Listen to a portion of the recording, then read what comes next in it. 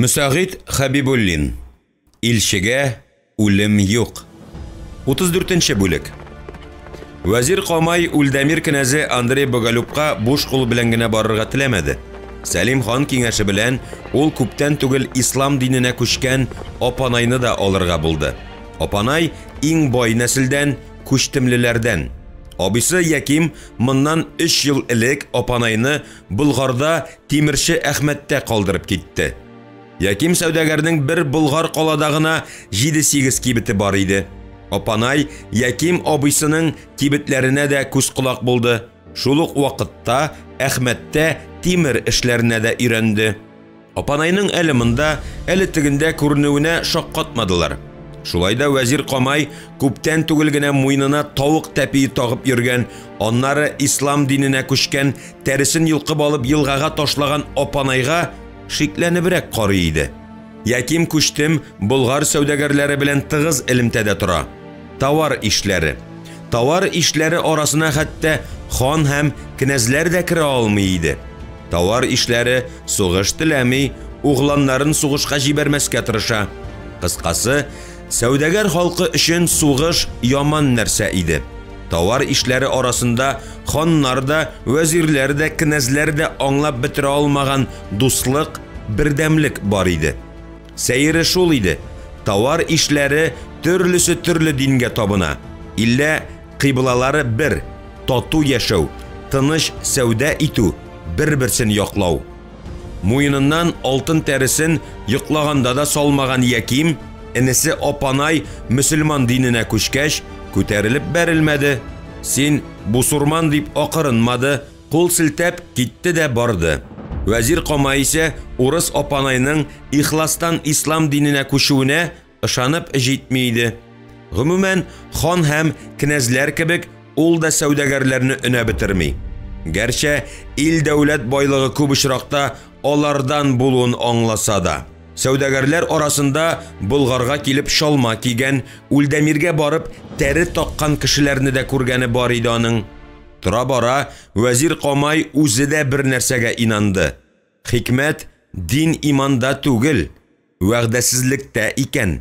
Вәгъдәсезләрне яратмый иде Вәзир Камай. Гәрчә үзе бу өлкәдә бик үк тугры булмаса да. Апанайны тылмаш итәр өчен алмады ул. Үзе дә урыс телен аругына сукалы иде. Ул аны башка уй белән ияртте. Князь янына нинди дә булса сәбәп табып керү кирәк иде. Кирде исә сүз катырга тиеш иде. Князь Булгарда булган яман хәбәрне ишеткәндер инде. Башта ук аңардан епископ Габбасны кем үлтерде дип сорар. Эшне бик үк катмарландырмыйча, Вәзир Камай епископны үлтерүчеләр һәм ширкәүгә ут салучылар арасында Апанай да булды диячәк. Ул гынамы? Апанай күчтем Андрей Боголюбның кайнышы ислам динен кабул итте диячәк. Ширкәүгә ут салуга һәм епископны үтерүгә ышанмаса да, Апанайның мөселман диненә күчүенә ышаначак иде князь. Чөнки Вәзир Камай аның муйнында тәресе юклыгын белә. Князь моны тикшерергә кушар һәм ул әйткән хәл расланса, бөтен ачуын Апанайга юнәлтер. Ә шәйх мөритләре бер яктарак калыр. Изгелек игелексез булмый. Князь Булгар ханы Сәлимне кичерер, үч алам дип йөрмәс. Вәзир Камай белә иде. Кайчандыр Юрий Долгорук Яким белән Апанайның атасы улуг сәүдәгәр Мәскәү атлы утары булган Степан Күчтемне үтерә. Кызы Улитаны Андрей угланына кияүгә алып кайта. Иллә Улита князьне яратмый. Кем инде атасын үтергән нәселне яратсын ди. Шуннан соң Андрей Боголюб Сәлим ханның сеңлесе Рөкыягә өйләнә. Улыгайып киткәч булса да, кияү кала тәхетенә барып утырган Юрий Долгорук угланын Сүздәлгә кайтарып җибәрә. Андрей князь Сүздәлгә тукталмый. Баш каласы итеп Үлдәмирне сайлый һәм ширкәү өстенә ширкәү күтәрә башлый. 1157 ел май айының 15-нче төнендә кияү калалылар Юрий Долгорукны агулап үтерәләр. Улуг князь хукукын ширкәү әһелләре дә, бай сәүдәгәрләр дә Андрей Боголюбка йөклиләр. Андрей князь кияү кала тәхетенә ашыкмый. Үлдәмирдә кала. Монда епископ итеп Константинополь тарафыннан расланган Феодорны күтәрә. Кенәзнең максаты изге була. Ул ширкәүләр башын Үлдәмиргә күчерергә тели. Иллә кенәз күпме генә үзенең яраткан епископын якламасын, 1169 елда аны кылган гөнаһлары өчен кияү калага чакыртып алалар да җәзалап үтерәләр. Ширкәү әһелләре халыкны, байларны Андрей кенәзгә каршы кытырта башлыйлар. Кенәзгә митрополиттан баш тартырга туры килә. Шуннан күп тә үтми, Болгар епископы Габбасны үтерәләр һәм ширкәүгә ут төртәләр. Әйе, ачуы чыгарлык була Андрей Боголюбның. Һәм бар нәрсәдән дә хәбәрдар вәзир Камай кенәздән бер дә юкка гына курыкмый иде, әлбәттә. Иң әүвәл кенәзнең вәзир Камайны кабул итмәүе бар иде. Борчылырлык та, уйланырлык та иде вәзиргә. Сәлим хан аңа кисәтеп куйды.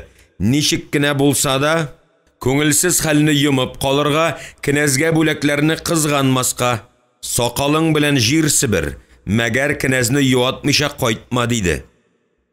Сәлим ханның урыс кенәзләре белән бер дә сугышасы килми иде. Һәр сугыш сайын ул ниндидер каласын, ниндидер биләмәсен югалтты. 1164 елда, мәсәлән, кенәзнең атасы Юрий Долгорук Болгарның зур сәүдә каласын тартып алды. Хак анысы, базар кала бер аныкы гына түгел иде. Азмы күпме ясакны Болгар тарханнары җыя иде. Хәзер әнә кенәз кешеләре, ягъни тиуннары җыя. Сәлим хан Үлдәмирдәге хәлләрне белеп торырга тели иде. Ә ул хәбәрне бары тик вәзир Камай гына алып кайта ала. Вәзире 4-кә ярылыр, әмма үз дигәненә ирешер. Камайның әле булса хәтерендә, 1172 елда кенәз сәүдә каласын бөтенләй үзендә калдыру нияте белән Болгарга яу оештыра. Иллә соңгы мәлдә генә үзе килми.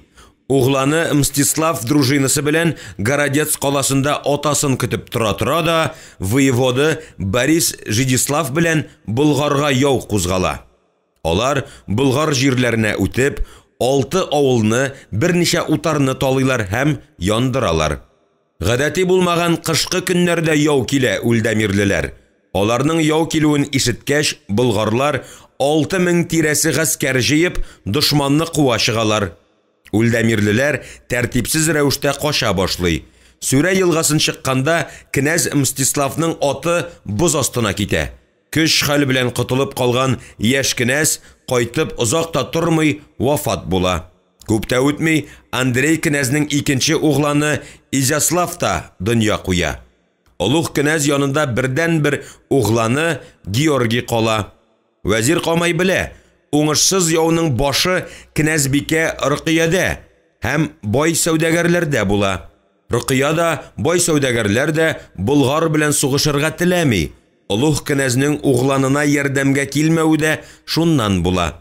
Моның өстенә 1173 елда Галич кенәзлегендә булган яман хәбәр Үлдәмиргә килеп ирешә. Китан кенәзнең апасы Ольга угланын ала һәм ире кенәз Ярославтан китеп бара. Сәбәбе булай була. Кенәзнең сөяркәсе Анастасия угыл бала таба. Кенәз уйнаштан туган баланы якынрак күрә. Галич байлары бу хәлгә баш күтәрәләр.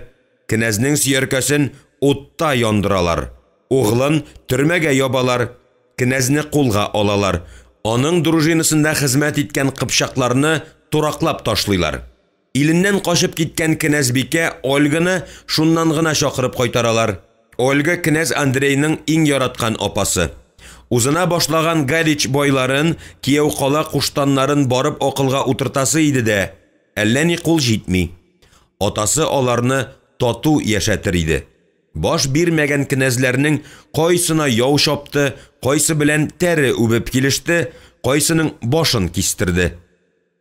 Ә менә атасы Юрий Долгорук урынына олуг кенәз булып калган Андрей Боголюб һич ни кылмый. Нидер көтә, нидер өмет итә. Үлдәмиргә мөстәкыйль митрополит булдыру нияте дә барып чыкмады. Ул сайлап куйган һәм үз билдеге белән епископ дәрәҗәсенә ирештергән Феодорны төп йорттагы дин әһелләре кияү калага чакырып алып, җәзалап үтерделәр. Ясак җыярга дип җибәргән вәкиле Михайны сакалын кыркып, корсагы җиргә тигән карт биягә атландырып, мыскыл итеп җибәрәләр. Әнә шуларның барысыннан да соң Андрей Боголюб князь тәвәккәлли 1174 елда ата-бабаларыннан калган төп йортны яна кулга алу нияте белән заманына карата тиңе булмаган гаскәр белән Кияү калага яу кузгала. Иллә юл өстендәге Вышгород каласында ала алмыйча, шактый гаскәрен югалтып, кире борылып кайтырга мәҗбүр була. Яуда катнашкан байлар, дин әһелләре бу хәлгә ашыктан-ашык канәгатьсезлек белдерәләр.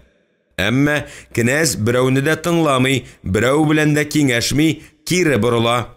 Үлдәмиргә кайтуга, хатынын да күрмичә, туры утарына китә. Хәтта каласында булган Болгар илчеләрен кабул итүдән дә баш тарта.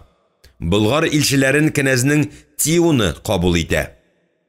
Менә шунда инде аңа вәзир Камай Яким бай энесе Апанайның ислам диненә күчүе хакында әйтә. Тиун бу хәбәрне шундук князьгә җиткерә. Яудан тәмам кәйфе кырылып кайткан Андрей князь Апанайны тотарга һәм ширкәү каршындагы мәйданда дар агачына асарга буйыра. Буйырып кына калмый, Тиунына бу хакта фәрман язып бирә. Фәрманны Яким бай кияүе Петр күреп кала, Апанайны иртәнгә кадәр төрмәгә ябып куялар. Бу хәл Яким Куштым бай кияүе Петрның туган көнендә була. Князь янына Петр туган көнен уздырырга Үлдәмирнең иң куштан байларын чакыра. Җәйнең матур көне була. Кунаклар арасында князьнең келәтчесе Анбалда бар. Әлбәттә инде иң түрдә Петрның бабасы Яким утыра. Яким Куштым дәрәҗәле, абруйлы, князьгә якын байларның берседер. Аны барысы да тыңлыйлар, ихтирам итәләр. Ашап-эчеп, бераз төшереп алгач, дөнья хәлләре турында сөйләшү китә. Кем генә сүз башламасын, тел ұшы князь Андрейга аның Кияү калага барган уңышсыз беткән яуына, Кияү калалылар тарафыннан мыскыл ителгән князь вәкиле Михәйгә барып төртелә. Барысы да һәр чарада Андрей князьне гаепли. Атасы мәрхүм Юрий булса, бу көнгә калмас идек дигән тавышлар да ишетелә. Шунда байларны тагында кытырту нияте белән, ул менә иртәгә минем кайнагам Апанайны дар агачына асарга фәрман бирде. Берсе көнгә берәм-берәм безне астыра башлар. Эшләр шуңа таба бара байлар дип сикереп тора Петр. Бабай, бабай, атаңның Мәскәүтин утарын кем тартып алды? Кем Улитыны мыскыл итеп куып җибәрде? Улиты кайда? Кем белән яши? Дәшмисең. Кем Степан Куштымның башына җитте? Шулук нәсел түгелме? Юрий Долгарук атаңның башына җитсә, бусы безне юк итәр. Кайчанга кадәр байларны санга сукмый, үз баш хөкем итеп яшәр бу князь? Мәскәүтин утарына кирмән сала башлады. Үзенеке итмәкче, утар хуҗаларыннан тизрәк кытыласы килә. Бүген Апанайны айырса, иртәгә Якимне, әйтегез әле байлар, кайчанга кадәр баш иеп яшәрбез бу князьгә? Утыр әле кияү, дип сикереп тора Яким Куштым. Хак әйтәсең кияү, атабызның Степанның утарын Юрий князь тартып алды. Угланы Андрей князь аны кайтарды. Ни өчен? Улиты хакына. Улиты Андрейдан китте. Куды уланы, куды бабай. Ярый, куды. Хәзер әнә энем Апанай башына җитмәкче. Анбал, әйт әле, ни диде князь Апанай хакында? Бөтен халык алдында дар агачына астырырга диде. Ишеттегезме? Ишеттегезме байлар? Кая таба бара эшләр? Князь иртәгә минем энемне астырыр. Аннары берәм-берәм безне, сине дип төртеп күрсәтте Яким башын иеп утырган кайбер байларга. Яна яудан ни кырып кайтты? Барыбыздан да гаскәр өчен акча җыйды лабаса. Кем кием корал, ат ияр алып бирде князьгә? Без түгелме? Князь дружинасында кем балалары? Безнекеләр. Әйт, Анбал, тагын ни диде князь? Ни дип янады байларга? Үзен ашатып эчертеп, дружинасын тулыландырып торган байларга. Мин аларга күрмәгәннәрен күрсәтермен әле диде. Күрдегезме? Күрдегезме? Инандыгызмы инде байлар? Нишләтәчәк ул безнең һәммәбезне? Иртәгә, берсе көнгә без кемнән ким? Анбал, ачкычлар үзең беләнме? Дип сорады Петр, күтәрелә башлап. Ачкычлар минем һәр вакыт үзем белән, диде Анбал мактана төшеп. Беләбез, князь утарында. Янында кемнәр бар? Пажы Прокопий, берничә сакчы. Князьбикә килмәде, калада калды. Иртәнге якта килергә тиеш. Шулаймы, Анбал? Шулай сөйләштек, диде Анбал, келәт ачкычларын шелтәретеп. Петр кияү, дип кузгала Яким күчтем. Уең дөрес булса, кораллар бир, барыбызга да. Галичләр баш бирмәгән князьләрен нишләттеләр? Кияү калалылар Юрийдан ничек котылдылар? Исегезгә төшеримме? Олуг князьне агулап үтерделәр. Без кемнән ким? Кияү калалыларданмы? Шул сакауларданмы? Байлар барысы да бер авыздан «Үлтерәбез!» дип кычкыралар, һәм куркынып күзгә күз карашып алалар. Сакчыларны үзем юк итәм, ди Петр. Корал миндә, барыгызга да җитәрлек. Кузгалабыз. Кияү хаклы. Без аны үлтермәсәк, ул безне берәм юк итәр, ди Яким, һәм беренче булып урыныннан кузгала. Кемдер аны тыярга итә. Җәмәгать, байлар, халык ни әйтер, халык, дип туктатмакчы итә. Князь, князь, халык, кара сарык. Без ия илгә, байлар, князьләр түгел. Байлык кем кулында? Кем исәбенә дружина тота, князь? Синең байлыгыңа түгелме? Сабыр итик, җәмәгать. Башта уйлашыйк. Без уйлашканчы ул уйласа, иртәгә үк безнең башларны кистерә башласа, дип күтәрелә бер иш бай тегеңә каршы. Мин шуны белән, байлар, ди Яким күчтем. Андрей князь яшәмәскә тиеш. Я ул, я без. Халмградлылар кебек, князьне без үзебез сайлап куярга тиешбез. Үзебез. Сер итеп кенә әйтим, байлар. Ростислав князь дә, Всеволод князь дә безнең якталар. Тәгалә алай булгач, Яким бай, әйдә безне. Кая коралларың, Петр? Якимушка, без сиңа һәр чак ышана идек. Анбал, бир ачкычларың Петрга. Анбал теләр-теләмәс кенә ачкычларны Петрга бирә. Байлар ябырылып аска төшәләр, коралланалар һәм князь утарына юнәләләр.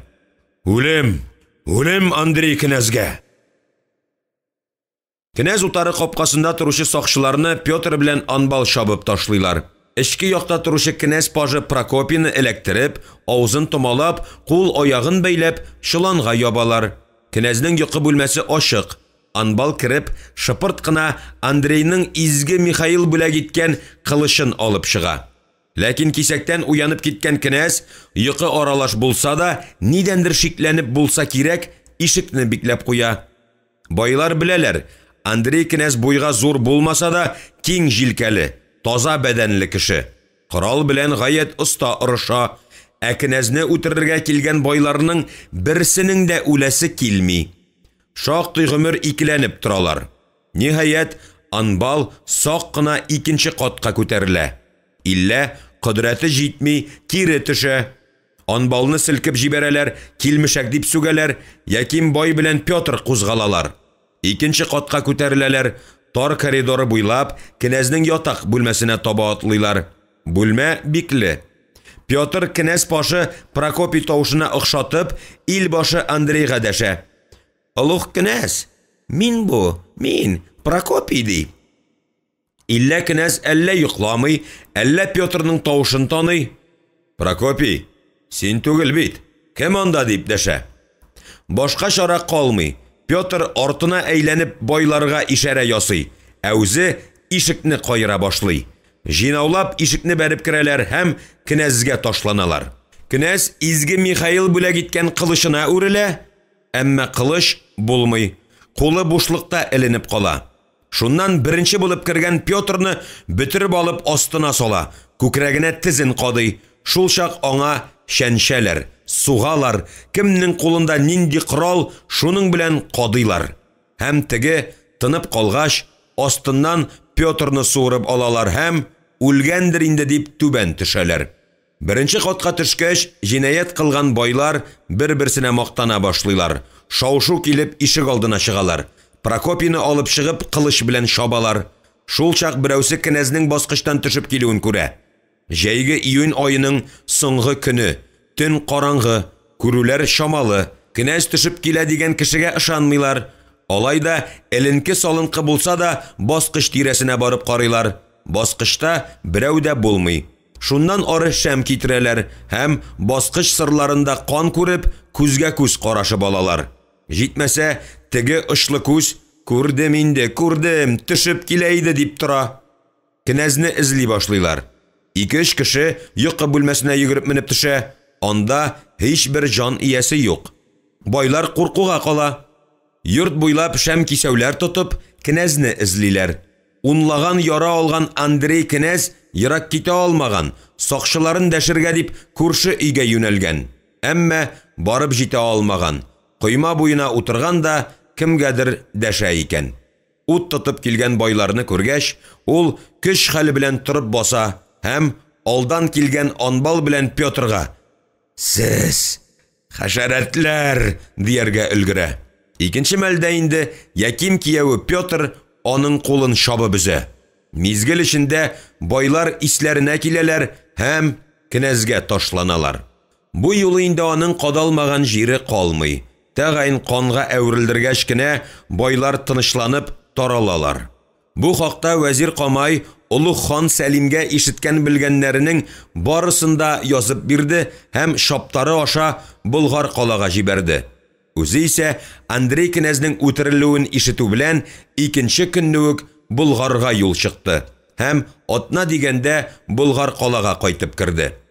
Чөнки кенәз үтерелгәч, биләмәләрендәге байлары һәм ярлы ябагасы умарта күче кебек гыжли башлый. Баш күтәрәләр. Кенәз Андрей Боголюб үтерелү хәбәрен җиткергән Азатка Сәлим хан бил кайышын салып бирде. Мәгәр соңыннан үкенеп куйды. Ни өчен бирде шаптарга кайышны? Начармы, яхшымы, Китан кенәз аның кияве иде. Угланы яу килгәләсә дә, кенәз үзе бер тапкырда Болгар җиренә яу шапмады. Боголюбтан соң нинди кенәз килә бит әле? Шаптар Азатка бил кайышын бирү түгел, тотып ярырга иде үзен шул бил кайышы белән. Борынгылар яман хәбәр китергән шаптарларны үтергән нәрдә? Ләкин кылынасы кылынган иде инде. Әбит уйланырлык явызлык ясалган Үлдәмир кенәзе утарында. Һәм кем тарафыннан? Кенәз байлары тарафыннан. Кенәзнең иң ышанычлы терәге булган кешеләр кулы белән. Уйланырлык иде Сәлим ханга. Халык ни ул? Халык кара сарык. Бүген Үлдәмир байлары кенәзләренә кул күтәрсәләр, иртәгә Болгар кала куштаннары ханны укка алырлар. Ышан аларга. Яман хәбәр яманлык килтерер диләр. Сәлим хан тәхетеннән купты, ишекле түрле йөренергә кереште. Шунда ишек яры торучы бусага башны күрде. Тәмам ачуы чыккан Сәлим хан: "Югал күз алдымнан!" дип җикерде. Уйлана торгач, Сәлим ханны Китан кенәзенең үтерелүе куандырмады гына түгел, тәгаен кайгыга сабыштырды. Аның да хәлләре шәптән түгел икән бит. Башта угланы Әмир хаҗи канын кайнатты, аерылып чыга, мөстәкыйль тормыш кора имеш.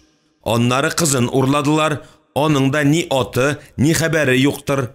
Җитмәсә, энесе Мөхәммәд Галимбәк ишләре белән шик буйларында күренгәли башлаган. Бер кыйналу җитмәгән микәнни? Моның өстенә угланы Әмир хаҗи баш каласы Кашанны ташлап, ил гаиләсе белән яңа кала Казанга күчеп киткән. Хәзер әнә үзенә гаскәр җыя икән дип җиткерделәр. Гаскәрне җыйсын, сакланганны саклармын дигән Аллаһы Тәгалә. Иллә нигә акча суктырырга? Бу мин сиңа буйсынмыйм, үзем бер ага базар ачам дигән сүз иш. Менә монысы инде бөтенләй ошап җитми иде Сәлим ханга.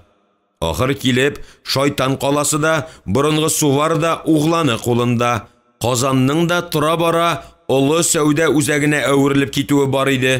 Сәлим хан тәхетенә утырды. Вәзир Камай җибәргән язманы yana bir тапкыр укып чыкты. Вәзир Камай ханына барысын да тәфсилләп язган иде. Китан князның үтерелү мәлләрен укыганда Сәлим ханның аркасы шымыр-шымыр килде. Күр инде бу байларны, князь кадәр князгә кул күтәргәннәр. Рукыя кая барыр? Аңа бәйләнеп тә маташканнар икән.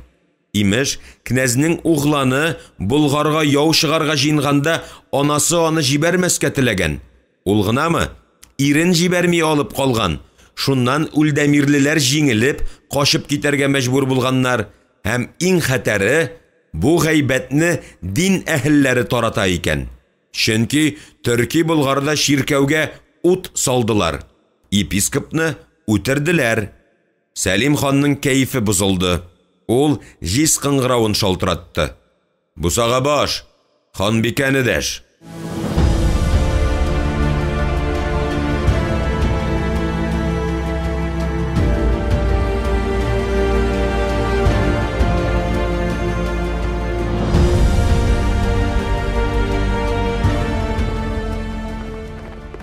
Бикәсе Зөбәрҗәт килеп кергәч, хан аңа янәшәсеннән урын күрсәтте.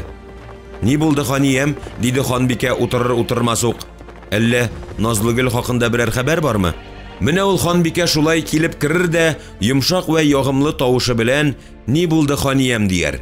Ә бит хатын кызның ягымлы тавышы да кайчак иратны тынычландыра. Элегрәк ханбикәсенең шулай йомшак итеп дәшүеннән Сәлим ханның җаннары эреп китәр иде. Хәер, ханбикә хәзер дә кимен куймый куюын, әмма картлык үзенекен итә икән шул. Соңгы вакытта бикәсеннән дә ягымлы тавышлар ишетми башлады Сәлим хан. Кергән сайын сорамасаң иде шул хакта, ханбикә, диде ул ачулана төшебрәк. Үпкәләмәде ханбикә. Әйе, үпкәләмәде кебек. Ачуланмады да, үртәлүен дә сиздермәде шикелле.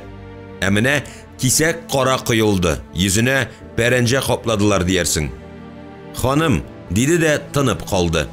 Ханбикә күтәрелеп ханга карады һәм ир йөзендә кырыслык күреп, хәтта каңгырап калусыман нәрсә шәйләп, ханның кулына кагылып алды. Үз итеп елмайды, мәшене сыйпаганда итеп, "Әллә нигә ачулысың кебек, ханиям?" диде. "Булырсың ачулы", диде Сәлим хан. "Китан князны үлтергәннәр." Ханбикә ах итте дә ачкан авызын яба алмый торды. "И Ходаем, кем? Нигә?" Нигә, диде Сәлим хан урынында борсаланып. "Байларга ярамаган. Юрий князь, Әюп хан кияwe кайчандыр Штапан Күчтемне үлтергән бит. Шуларның тукымы ди. Яким һәм аның кияwe Петр диме? Ә безнең ислам диненә күчкән апанайны төрмәгә япканнар ди. Мөселман диненә күчкән өчен. Князь иртән бөтен халык алдында дар агачына астырам дип янаган диме? Төнлә белән әнә үз башына җиткәннәр. Я Аллам, Субханаллах, Ходаем, ниндәй явыз кешеләр бар. Ничек аларны җир йотмый, ничек аяз көндә яшен сукмый. Нишлисең, ханбикә, тәкъдире шуннан булгандыр. Мине менә әмир углан, хаҗи угланым борчый. Дәшми нитми генә баш каласын яңа калага күчергән. Казанга, ил гаиләсендә алган. Казан кирмәнен син салдырдың, ишханиям, син. Нигезенә оныгым Галине күмдердең. Ханбикә яулыгы белән йөзен каплады, шыңшый башлады. Син дә явыз, вәзирең дә, барыгыз да. Җитмәсме, ханбикә? Мин аңарга оныгымны кала нигезенә күмәргә дип фәрман бирмәдем. Аннары вәзир Исхак җәзасын алды инде. Күптән мәрхүм инде. Мәрхүм, диде ханбикә үкси-үкси. Мәрхүм. Явызлык китерә.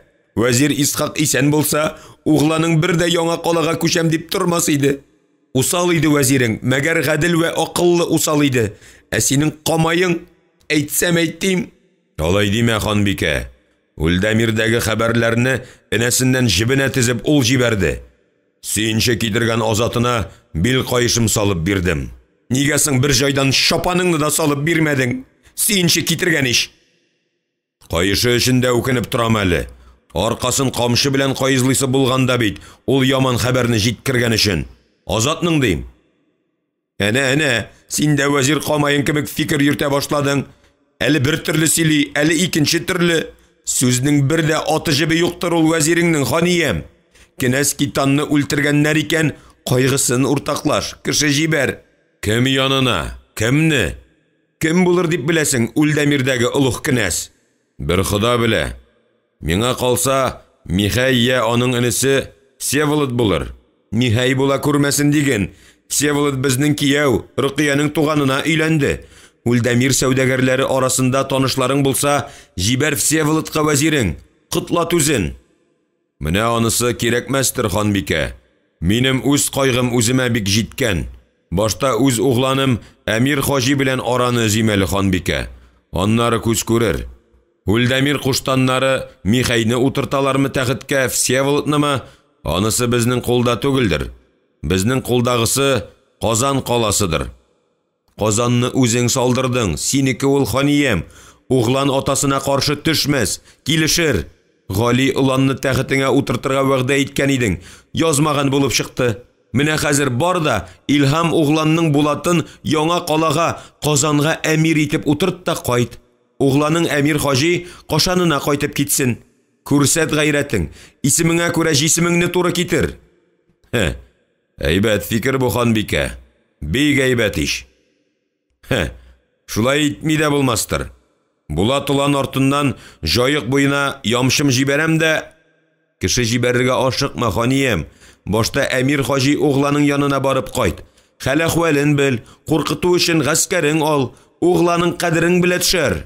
Күр инде, күр, ханбикә, әйтер сүзләремне тел очында гына тотасың икән ләбаса. Үзем дә шулай уйлап тора идем. Барырга угланга, иллә гаскәре белән барырга. Ханиям, сиңа бер йомышым бар иде. Болгар калага Саксиннан әдип Габделгаләү килгән. Сарайга дәшәсе иде үзен. Игелекле кеше диләр, уланнарга да сабак биргәләр иде. Хәй, хәйләкәр дә соң ханбикә, дип уйлады Сәлим хан. Габделгаләү шагыйрь ярлы ябага җырын җырлый.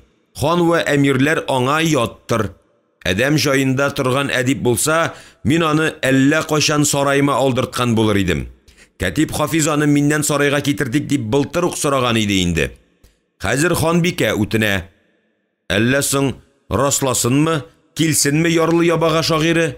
Чынлап та, уланнарга да сабак бирер, яман сөйләсә күз күрер. Каләмне кылыч белән чагыштырмыйлар. Данга ия шагыйр, исеме аты бар, бәлкем сарайга килгәч хан җырын җырлый башлар.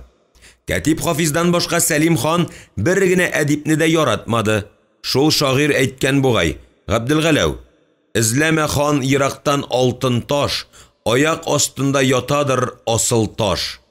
Шәп әйткән, килешле һәм тапкыр. Габделгаләү әдип биредәмени, ханбикә? Биредә булса, Кәтип Хафизга әйт, чакырсын сарайга үзен. Мин разыймындыр. Хан авызыннан бу сүзләрне ишеткәч, Зөбәрҗәт елмаеп куйды. Әле булса хәтерендә, кайчандыр Габделгаләү турында сүз кузгаткач, мин исән чакта ул баш бирмәснең сарайда изе дә булмас дигән иде. Мәгәр хан бүген бөтенләй башкача уйлый иде инде. Минем аны уланнарга сабак бирү өчен генә сарайга китертәсем килми, хан. Шагыйр Назлыгөлебезнең кайда икәнен белә дип әйттеләр. Чынмы бу хәл, ялганмы? Белмим, әмма ишеттергәннәре шул булды. Бусы ханбикәнең чираттагы хәйләсе иде. Каян белсен инде Саксин каласында яшәүче кеше ул хәлләрне. Сәлим хан кул гына селтәде. Хәтта ханбикәдән бу хакта кайтарып та сорамады. Әмин кызыбыз Назлыгөлне энем Мөхәммәд Галимбәк урлаган дип уйлыйм, ханбикә. Ул әле һаман Болгар тәхетен кулына төшерү хакында хыяллана ди. Белмим икән ни бахыр, тәхет абыйсы кулында түгел, Алла кулында. Мин ошбу тәхеткә Аллаһы Тәгалә тарафыннан утыртылган кеше. Зөбәрҗәт ханбикә ир канаты Сәлим ханның бу сүзләренә елмаеп кына куйды. Хан Сәлим шәйх игәнәй җырын җырлый иде. Тегесе кытырта шулай дип, монысы кытыра. Иллә ханбикә бу хакта ханга бер кайчанда әйтмәячәк. Нигә кирәк? Аннан ни үзгәрер? Мин дә шул хакта ишеткән идем, ханиям. Сәүдәгәрләр җиткерде. Әмма ул халыкка ышансаң, энең Мөхәммәд Галимбәк Болгарны яуларга кәттә гаскәр белән килергә җыена имеш. Янтак хан картайган, Угланнарында өмет юк икән, кайсы кая таралып беткәннәр, ә менә кияүе Мөхәммәд Галимбәк бабасына ярарга тырыша икән. Имеш-мимешләр күп инде ул, ханбикә. Баян Баһадир әнә Казан кирмәнендә Башман Баһадир сеңлесен күрдем дип бара. Шуңа исең киттемени, ханиям? Акбикә килен күптән инде Казанда. Ә Зәйтүнәне калдыра буламы, бикә? Ул бит аны үз баласыдай күрә. Кыз бала тапмагач. Итәк тутырып бала тапкан булса, кеше баласы өчен алай кайгыртмас иде. Ике бала тапты да... Менә, орыш әле шул киленеңне, орыш. Юкса торасың да Акбикәне мактыйсың, торасың да аны телгә аласың. Кая ул Мәрьям бикә килен турында сүз кату? Аллам сакласын. Шул киленнән куркып, угланы Жаббарны сарайга алмый тордың. Хәзер әнә ул да җитеп килә, балигъ булды. Кем итмәкче икән аны Акбикә килен ул угланны? Мин аны илче итәрмен, ханбикә. Жаббар ушлы бала, миңа ошый ул олан. Тиздән Казанга кузгалырмын, шунда барысын да хәл итәрмен. Гали олан кебек итә күрмә тагын. Булай да хаҗи углан әле булса кичерә алмый үзеңне. Бүген кичермәсә, иртәгә кичерер. Хәтәре ул түгел, ханбикә. Хәтәре башкада. Шымчыларым җиткерде. Кашкын җикмәргән Башман Баһадирда 100 баш булып йөри икән дип. Менә аны нишләтергә? Ни кылырга? Җикмәргәнгә тимә, ханиям. Аның бер гаебе дә юктыр. Тубыкбай абасы белән бүлешмәгән биләмәләр бар икән, тик үзара ызгышсыннар. Ә син ике ут арасына кермә. Шул булыр сиңа мәнем киңәшем. Син хан, улуг хан, үз кадереңне үзең бел. Бәлкем кызыбыз Назлыгөлне урлаучы шулдыр. Шушы чукрак карт сүзенә ышансак, Назлыгөлне урлаучы ак атка атланган булган. Җикмәргәндә дә ак ат ди. Багышы меңбашың таймас җиткердеме бу хакта бу гайбәтне? Ул булса ни, ханбикә? Мин синең ул исерек башыңа ышанмыйм. Гайбәтче бушбугаз. Ничә хатыны бар иде ул меңбашыңның? 3ме, 4ме? Нигә? 4кә өйләнә икән, өйләнә бирсен. Әйе. Карый алса, шәригать куша. Кеше бар, гайрәте бар, димәк. Шәригать хакимнәргә 4кә кадәр хатынга өйләнергә куша түгелме? Ул исерек башка 4 хатын түгел, берәү дә артыктыр әле. Дөрес әйтә Катип Хафиз. Урыс байса, ширкәү сала, Булгар байса, хатын ала дип. Син алаюк иратны бетереп ташлама әле, ханбикә. Хатын ул байлык. Бер хатын, бер бала табар, 2 икене, 3 3не дигәндәй. Бала ни ул? Ират бала дим. Азат, ил саклаучы, халыкны ашатучы. 4 хатын 4 углан таба да, аннары 4-се тиң тәхет өчен кан кыйшалар, ил бүлешәләр. Катип Хафиз ил бүлгән көн күрмәс ди. Илемне бүлдермәс өчен Казанга гаскәр белән барырга булдым да инде, ханбикә. Иншалла, барысы да әйбәт булыр. Углан белән орышырга җыенмыйм. Иллә бик баш бирми башлый икән, кылыч тотарга да туры килер. Бала гаҗиз, ил тәхет аннан да гаҗизрәктер. Бар, бер җайдан туй бикәңнең углында күреп кайтырсың. Кылчураңны дим, диде ханбикә кинаяләп. Нигә? Аны да күреп кайтырмын. Менә дигән кала күтәргән диләр. Кылчура булса да, бер дә жүләр түгел ул, ханбикә. Назлыгөлгә гашыйк булып йөргән иде бит әле ул кылчураң. Хан кызына гашыйк булу гынахмы, ханбикә? Гынах. Башкаларга гынах булмаса да, аңа гынах. Барысын да күрдең, белдең, дәшмәдең, кисәтмәдең. Балалар күз атышты, син елмайдың. Шул вакытта ук шикләнгән идем аны, бала күңеленә агуын салмагае дип. Әнә шулай булды да. Нишләде әнә Назлыгөлең? Үсеп исәя төшкәч, 2 авыз сүз сайын шул кылчураң исемен атады. Балагын әле дигән булдың. Үтәр дидең. Оныттыңмы ни? Теге вакытта сарайга бизәкләр төшергәндә, Дәүран моны эшләгәндә, Дәүран тегене эшләгән. Ә син кит көлдең. Бердә бүтән түгел, сихерләде ул баланы. Туй бикәң дим.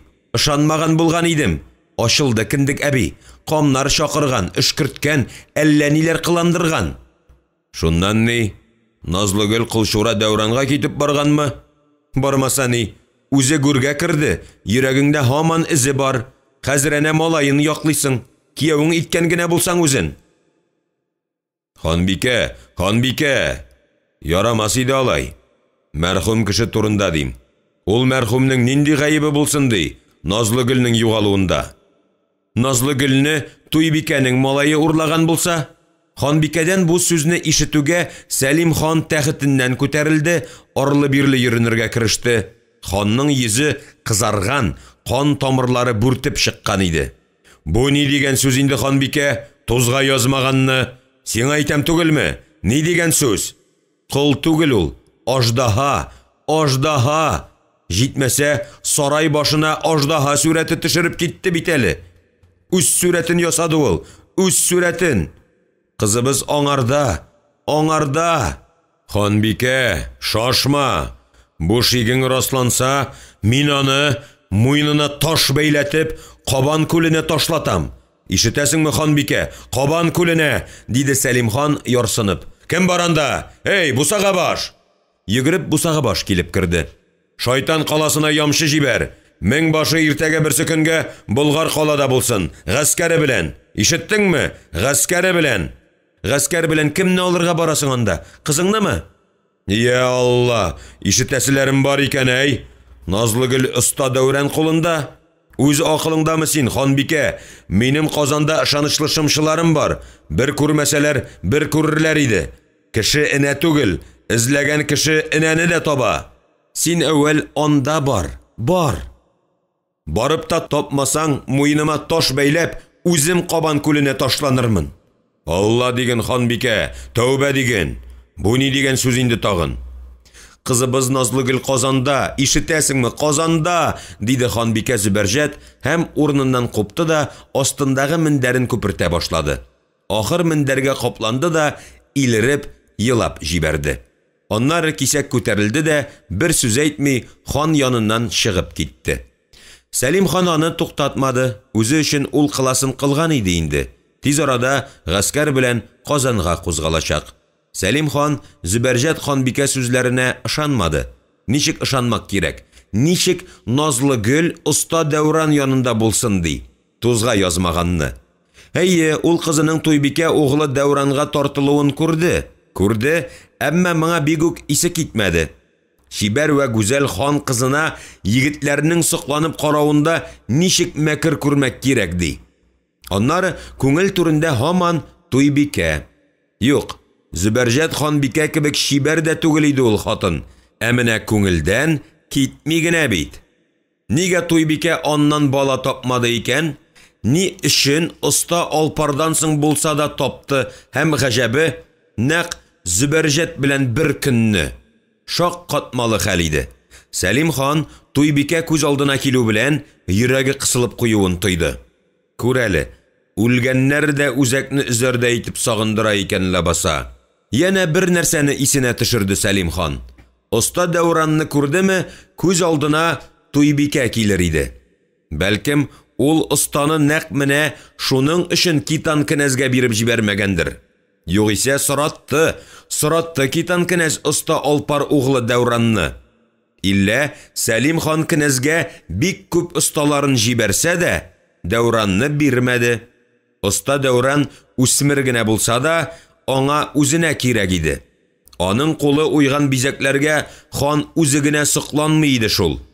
Сәлим хан тәхетенә утырды. Шунда утыруы рәхәт иде аңа. Югыйсә картайып килә. Ә күңел яшь, тәхете җылы, аерыласы килми җылы урыннан. Ләкин барыбер туры килер. Әллә соң тәхетен оныгы Булатка бирсенме? Үлдәмир кенәзе дә канәгать калыр. Ни өчен дисәң, Булат Мәрьямбикәдән туган углан. Ә Мәрьямбикә уйнаштан дөньяга килсә дә кенәз тукымыннан. Булат әнә җаек кирмәнен тәмам ныгытып җиткергән ди. Җитмәсә, хан сәүдәгәре бик кылны туктаткан, аннан өлеш алырга хакы булмаса да алган. Бу хакта ишеткәч, Сәлим хан эшен тота көлгән иде. Бик кылны сәүдә эшеннән бушатырга туры килер дип уйлады Сәлим хан. 7-8 тел белә, илләр гизгән, акыллы адәмнәр сарайга да кирәк. Шуңа күрә Сәлим хан Булат оныгына ямчысын җибәрде.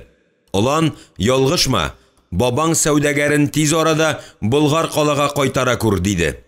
Ширкәүгә ут салып епископ Габбасны үтергәч, Сәлим хан шәйх Игәнәйне табып сарайга китерергә боерган иде. Кала бетереп эзләсәләр дә, багучы меңбашның азатлары аны таба алмадылар.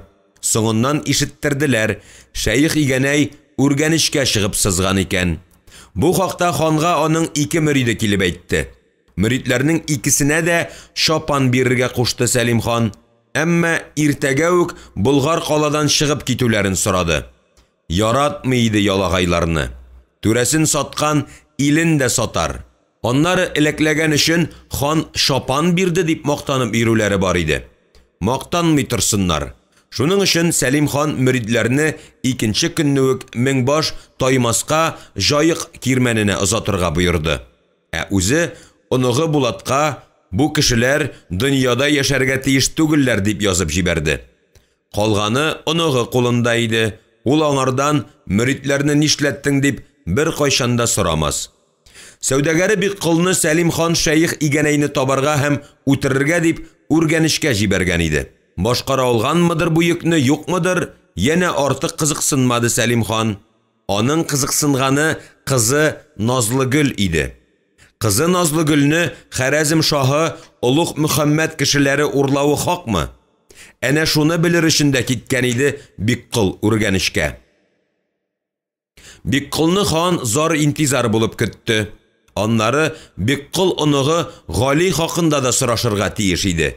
Ул углан хакында да әллә нинди такмазалар йөри. Буталды тәмам бу дөньясы да. Гали улан исән-имин имеш. Я Хода, бу хәл хак булып чыкса, ни кылырга тиеш ул? Ни генә булмасын, Биккыл сәүдәгәр аның йомышын үтәгәндер. Хода аңа барысын да биргән, берсеннән дә мәхрүм итмәгән. Кирәк икән ул йомакай да, шымакай да. Кирәк икән кара йылан булып куеныңа керә. Дәрвиш яки галим, шымчы яки вәзир дә ул Биккыл сәүдәгәр. Сәлим хан ошбу сәүдәгәргә җирен генә түгел, илен дә тапшырып калдыра алыр иде. Сәлим хан үрелеп кенә мәрмәр өстәлдә яткан дисбесен алды һәм акрын гына шуны тарта башлады. Хикмәтле нәрсә дә соң бу дисбе дигәнең. Кулга киреүе була, күңелне били дә ала, тынычландыргандай итә. Бусага баш кирде, ханга баш иде. Сәлим хан гадәттәгечә аңа я димәде, дисбе тартуын дәвам итте. Шөһрәтлем, Үлдәмирдән вәзир Камай кайтып төште. Шайтан капкасыннан кирип бара. Сәлим хан дисбесен шапан кесәсенә койды, акрын гына күтәрелде дә йөренергә киреште. Яратып битермиде ул вәзирен. Ләкин хикмәтле хәл, хәзер ансыз яши дә алмас кебек иде. Вәзир Камай аңа һәр вакыт кирәк. Ансыз дөнья сансыз. Каягына нинди генә йомыш белән бармасын, вәзир Камай судан кыры чыга. Исән-имин әйләнеп кайта, шак катмаслыкта түгел иде. Бит Ходай үзенә ни бит, ни йөз, ни гәүдә, ни кыяфәт бирмәгән. Бирмәсә бирмәс икән кешегә, биллаһи газим. Ни белән алдырадыр? Әлбәттә инде Камай ул серне үзе генә белә иде. Ханым, дип килеп кирде вәзир Камай һәм бер тезенә тезләнеп Сәлим ханга баш иде. Әйдүк, вәзирем, исән-имин әйләнеп кайттыңмы? Хатыңны алдым, сөенешең җитте. Китан кияүне үлтерделәр, ханым, диде вәзир Камай һәм күз яшен шапан шабуы белән сөртеп алганда итте. Байлар эше, ярасының саны юк диделәр. Рөкыя кайда? Рөкыя кнәзбикә угланы Гәрәйне алып, Саксин каласы ягына чыгып киткән диделәр. Кнәзнең келәтчесе ан балдашулар белән шылган дип әйттеләр. Уйламагыз, хаталанмагыз, ханым.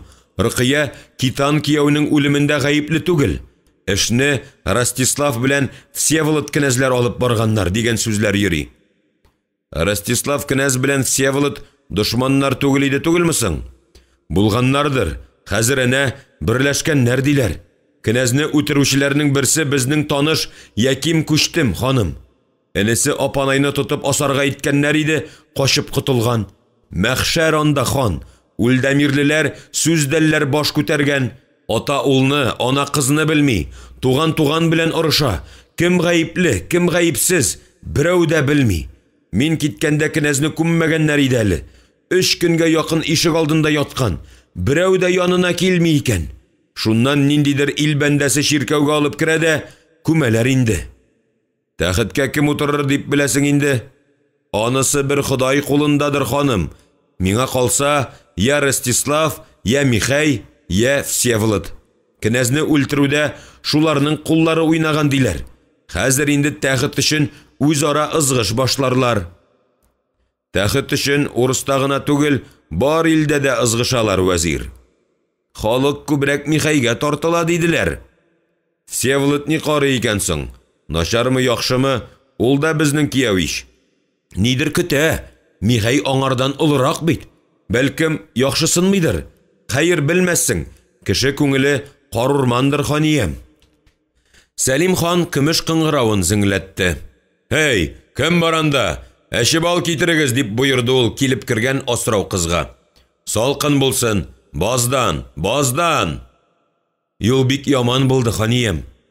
Шуның өчен юл газабы, гүр газабы дигәннәр дә аны. Бар да йөрер иде. Әйдә, түрдән үз, утыр. Якынрак утыр, якынрак, диде Сәлим хан. Ханның вәзире белән киңәшәсе бар иде. Заманында Китан кенәздә дин әһелләре белән бәхәскә кергән иде. Үзенә бәйсез яшәргә теләп, кияү каладагы митрополитка буйсынмыйча, бөтен Русиягә баш булып маташты. Иллә ни килеп чыкты. Епископын җәзаладылар, хәзер әнә үзенең башына җиттеләр. Нидер уйлап җиткермәгән булып чыга Китан кенәз. Хаталанган, шәйх игәнәй илдән кашкан. Сәлим хан да шәйх мәсьәләсен үз баш хәл итте. Улуг шәйх Пәһлеван Мәхмүд белән киңәшмичә Әл-Казый Ишкулны шәйх итеп куйды. Моңа шәйх игәнәй белән бергә булган мөритләрнең беришесе канәгатьсезлек белдерде. Иллә эшләр баш күтәрүгә үк барып җитмәде. Мәгәр гайбәт коткысыз булмады түгел, булды. Ага базарда тискәре мөритләр ханга карата коткы тарата башладылар. Имеш, шәйх мәхәлләләр тарафыннан сайланып куелырга тиеш. Ә монда хан үз баш Әл-Казый Ишкулны шәйх итеп куя. Бу хакта ишетүгә, хәл әхвалны раслатыр өчен Сәлим хан берничә шымчысын ага базарга җибәрде. Булган хәл расланды. Чынлап та ага базарда берничә мөрит халыкны котыртып йөри икән. Кеше авызы мунча ишеге түгел, томалап тотып булмый. Сәлим хан гадәттәгечә эшләде. Иң ышанычлы 100 башын чакырып алды да, шәп азатларын сайлап алырга һәм ага базарга барып, коткы таратып йөрүче мөритләрне сөңгегә алырга кушты. 100 баш хан буйрыгын төп-төгәл итеп үтәп кайтты. Соңыннан шымчылары җиткерделәр. 100 баш 12 мөритне сөңгегә утырткан икән. Сәлим хан аларның гәүдәләрен зиратка күмәргә рөхсәт бирмәде, урманга, бүреләргә ташлатты. Әйе, калганнарга сабак булсын. Болгар калада яшәгән әрмән, рум, урыс, гарәп халкы ханның бу адымын хуплап каршылады. Шәйх игәнәй яклы мөритләр идән астына пустылар. Анысы менә шәптән түгел иде.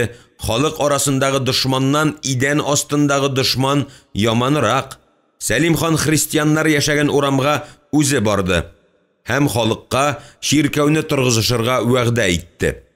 Христианнар бик шаулаша башлагач, тиздән болгар туганнарыбыздан епископ соратып җибәрермен диде. Ханның бу сүзеннән бигрәк тә Баян Баһадир канәгать калды. Константинопольга буйсынган Плиска кенәзе епископ җибәрмәсә, Ульдамир кенәзе бирер.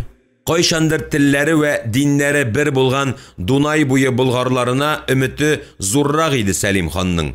Әнә шул хәлдән соң мөселманнар яшәгән мәхәлләләрдә Сәлим хан христиан диненә күчә икән дигән коткы тарата башладылар. Вәзиренә бу хәлне дә йөкләргә исәбе иде Сәлим ханның. Аннары аны Ульдамирдәге хәлләрдә кызыксындыра иде. Табын янында вәзир Камай Ульдамирдә булган хәлләрне янә бер кат түкми-шәшми сөйләп бирде. Ахырда Сәлим хан вәзире Камайга кат-кат әче бал сала-сала әйтте. Вәзирем, сиңа тагын Ульдамиргә барырга туры килмәгәе, диде. Барырмын, нигә бармаска, диде Камай бер дә исе китмәгәндәй. Барырмын, ханиям, тик бу юлы бусага башың абашны да үзем белән алырмын. Ул нигә тагын, диде хан.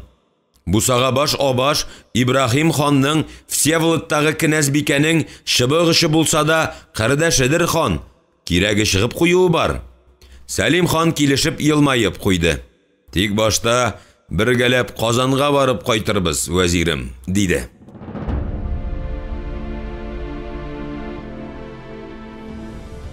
Утыз бишенче бүлек. Оста Дәүран өчен хан кызы гүя күктән төшкән Алиһә иде. Ул ышанды да бу хәлгә, ышанмады да.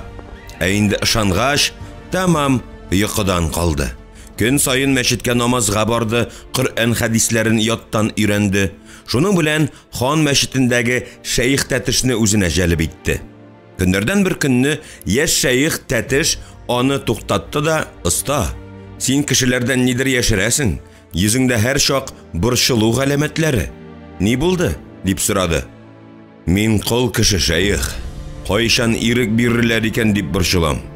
Үзе кол булып карамаган кеше белә буламы минем хәлне, шәйх? Мин бар нәрсәдән дә мәхрүм кешедер. Гәрчә Аллаһ алдында барыбыз да тигез булсак та. Әйтүләре хак булса, әмир сиңа ирек биргән бугай бит инде." "Әмир бирде, әмма мин хан кылы, шәйх." "Хан кылы? Сәйер, әмир хаҗи хан угланыдыр ич. Аның сиңа ирек бирергә хакы бар, ләкин синдә, оста, ул кайгы түгел кебек миңа. Әллә бер гүзәлгә гашыйк булдыңмы?" "Булдым, шәйх", диде оста Дәүран. "Бәхетле чагың, оста, бәхетле чагың. Сине әмир хөрмәт итә. Ушбу мәчетне кыручы да үзең. Әмир хаҗига өйләнәм дисәң, ул үзе башкыда булып барыр. Я, кем инде ул? Җир фәрештәсе." "Сер саклый белү адәм баласы өчен изге нәрсәдер, шәйх." "Я Алла, бик хуп, бик хуп. Әйтер сүзең пешкән җимештәй өлгереп торса, әйт инде аны, әйт." "Өлгереп җитмәгән шул әле, шәйх. Аннары вакыты да ул түгел кебек миңа калса, китим инде мин, шәйх." "Субханалла, субханалла. Әйдә, син дигәнчә булсын. Ил күрке ир сүзедер, җир күрке ил күгедер. Тик вәгъдәңне оныта күрмә, оста."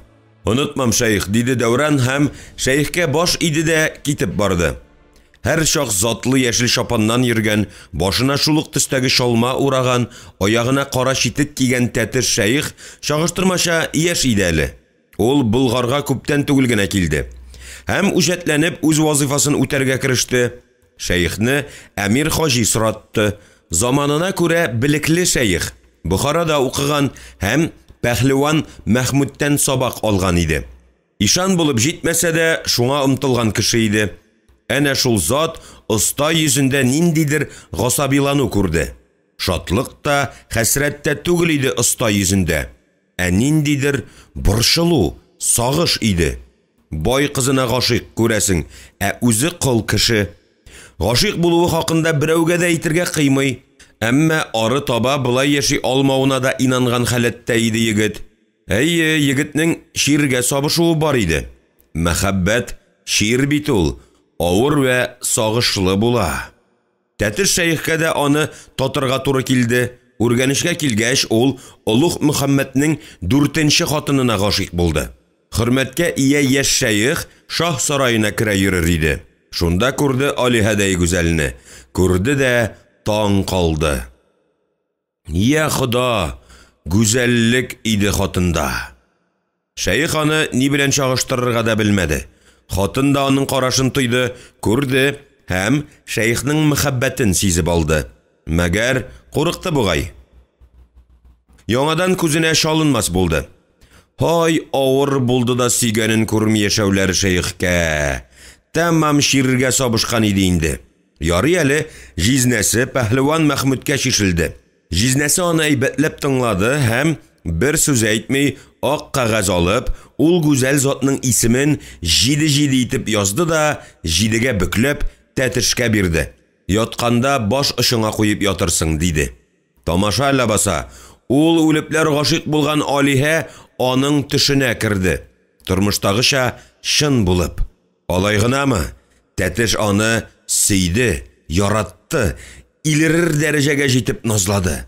Нечкә биленә кул салды. Анадан тума көе якынлык кылды, гүя кочагында эреде. Хуш исләр килеп торган тәненнән исерде, канатларын җәйгән аккош кебек, аякларын җәйде һәм ләззәт кыйсына чумды. Уянгач бу хәлнең булуына ышанмыйча ятуы, әмма аннары төннәрен рәхәтләнеп йоклавы һәм янә мәхәббәтен төшендә күрүе, янә шул мәлләрнең кабатлануы аны бөтенләй башка итте. Яңадан ул аны эзләмәде, бер күз салыр өчен булса да сарайга бармады. Останы да ул гүзәл заттан шул шифа белән биздерер. Оста Дәүран исә шәйхкә серен ачмавына куанып бетә алмады. Шәйх аның серен белсә, һич булмас диме, икенче көнне үк Болгар калага ямшы җибәрер. Бу хәлнең ахырын күз алдына да китерүе хәтәр иде. Сәлим хан аны кызганмас, җәзаның яманын бирер. Кызы Назлыгөлне дә кичермәс, таш бастырып үтермәсә дә игелек күрсәтмәс. Өенә Назлыгөл килеп кергәннән соң Дәүран тамам тынычлыгын югалтты. Назлыгөлгә бу хакта әйтергә базмады. Куркак икәнсең Дәүран дип әйтүеннән коты алынды. Йомырчы малай белән бер өйдә тора башлагач, гаҗәеп тә сәер тормыш башланды оста Дәүран өчен. Гүя өйнең караңгы пишмакларына кадәр кояш нуры тулды. Әмма бу хәл аңа шында кебек шында түгел шикелле иде. Чөнки ничәмә атна инде бер өйдә торалар. Икесенең берсе кыеп, никахны кем укыр дип әйтмәде. Кыз аннан көтте. Дәүран исә тәтеш шәйхкә бу турыда ачылырга курыкты. Әнә шулай көн артыннан көн үтте. Гомер дигәнең уза торды. Дәүран иртән торды да, аннан-моннан капкалап эшкә китте, кич кайтты да... Юк, ул һәр көнне аны сагынып, ашкынып кайтып кирде. Кайтты да, шәйхне бүген дә никах укырга чакырам дип алгысынды. Иллә хан кызы Назлыгөлне малай киемендә күрер иде дә, барысы да элеккечә калыр иде. Ул гынамы? Назлыгөлгә туры карау түгел, дәшергә кыймас иде. Уялу идеме бу, куркумы? Һич аңламады. Әмма әйтер сүзен әйтә алмады. Назлыгөл исә бик тырышып, бик тә төгәл итеп йомышчы малай вазифасын башкарды. Дәүран кайтуга һәр чак табын әзер булыр, җиз тас куеп, җиз кумганнан аны юындырыр, бит кулын сөртергә иңенә сөлгесен салып торыр. Сөйләшү юк. Күзләр генә серләшә дә, йөрәкләр генә бергә тибә. Кыскасы, әйтерсең, оста Дәүран өенә ул чынлап та йомышчы малай вазифасын гына үтәргә килгән иде. Ялгыз гына калган мәлләрдә Дәүран ата-бабаларының горыф-гадәтләрендә әйтер идем инде дип үзен-үзе орышты. Әйтик, ни өчен алар никах укымый гына кавышырга тиеш түгелләр икән? Ләкин шулай дип күпме генә сукранмасын, йомышчысы ягына керергә кыймады. Бер уйлаганда, әйтсәң кеше ышанмастай хәл иде бу. Әмма хак, никах укытмыйча ул аның янына кирә алмый иде. Әнә тулган айда калыкты, кирфекләр дә авырайды, күзләр камаша башлады. Йокларга вакыт, иртә кичтән хәерлерәк, ул аңа тиңсез мәхәббәтен иртәнге якта әйтер. Әйтер дә, ничек тә булса, шәйх тәтешне никах укытырга китерергә тырышыр. Иллә Хода бар икән әле. Көннәрдән бер көнне кич кояш байып, әңгер иңгәч, аларның ишекләрен шакыдылар. Сәйре шул булды. Сорамый нитми ишекне йомышчы малай ачты. Өйгә шаугыр килеп, 3 азат килеп кирде. Дәүран аларны шундук таныды, күрешергә дип каршыларына килде. Саумы исәнме җикмәргән? Саумы исәнме Зәйтүнә ханым? Саумы исәнме артык диде Дәүран, һәр берсенең кулын кысып. Аннары Назлыгөлгә таба борылды да, табын хәстәрләсәк иде Назлыгөл диде. Назлыгөл аңа елмаеп карап алды да, Зәйтүнәне әйдәп, табын әзерләргә дип алгы якка кирип китте. Әллә безне танымый тордың инде Дәүран, диде җикмәргән дивар кырындагы мендәргә кырын төшеп. Таныды, диде артык, таныды. Әмма курка калды. Хан азатлары дип белде, шулаймы? Булды андый хәл, күрү белән котым алынды. Ул арада алгы яктан затлы хатын-кыз киеменнән Зәйтүнә белән Назлыгөл килеп чыктылар. Күрделәр дә егетләр кызларны ачкан авызларын яба алмый тордылар. Я Хода, гүзәллек иде кызларда. Хан кызын гына күр әле син. Әле генә малай кебек иде, хатын-кыз киемен киюгә. Алиһә дә алиһә, бу да алиһә. Тәттәттәттә, дип яткан җиреннән сикереп торды Җикмәргән. Күр әле буларны, оста дим, сиңа әйтәм. Күр әле үзләрен. Бер кашык бал белән кабып йотарлыклардыр билләһи. Бик телеңә салырсаң, Мәргәнем, диде Зәйтүнә янагандай. Бетте карлыгашым, кара кашым. Әйттем исә кайттым. Дәүран Назлыгөлне янә хатын-кызлар киемендә күреп, тамам дивана хәлендә калган иде. Үзе елмая, аннан башка берәүне дә күрми. Назлыгөл, Назлыгөлем, диде ул, ышып китәргә җитешеп. Назлыгөлем, бәгырем. Җитәр, уятыйк моны, диде артык. Эй син, оста, кара әле. Тимә син аларга, тиздән шәйх килер. Бары тик шәйх сүзе генә оста Дәүранны айнытып җибәрде. Нинди шәйх? Диде ул кисәк туктап. Ул туктауга Назлыгөл аңа килеп сыенды. Никах укырга шәйх килә, диде ул, пышылдап. Синең белән миңа никах укырга. Безгә дә икенче тапкыр укысын, диде Җикмәргән. Зәйтүнәне кулына алды да түгәрәкләп йөри башлады. Оста Дәүран каушый калган иде. Кайсы шәйх дип сорады. Аңа кем никах укыса да барыбер түгелмени? Әйтик, аңа шәйхнең бер мөриде дә бик җиткән. Ләкин кем булса да аларга никах укушыны Сәлимхан дар агашына асар, астырачак. Бәлкем әле алай мәшәкатьләнеп тә тормас. Үзе үк кылыч белән урталай шабар. Табын янына утырыйк әле, дуслар, диде артык. Әллә нигә кәеф тә китеп тора. Кешеләр өйләнешә. Артыкның сүзләренә шау-шу беләнме берәү дә игътибар итмәде. Барысы да түр якка кереп, киез өстенә җәйгән ашъяулык тирәли тезелешеп утырдылар. Дәүран барысына да шынаяк белән кымыз салып чыкты.